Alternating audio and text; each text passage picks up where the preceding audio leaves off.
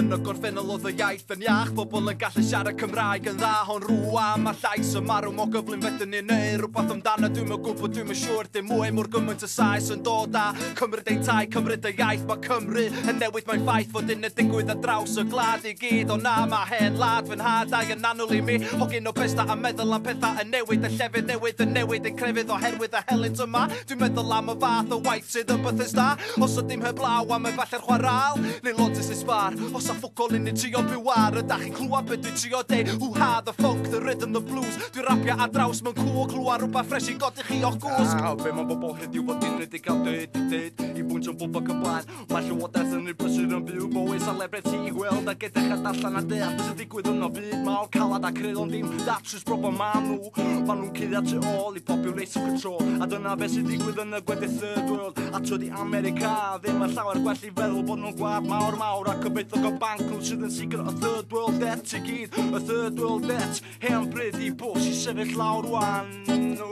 Medd y cysgu, gomod o pethau yn fy meddwl, o mwy ti'n meddwl, lle a sgen ti dwi'n medd i cysgu, gomod o pethau yn fy meddwl, o mwy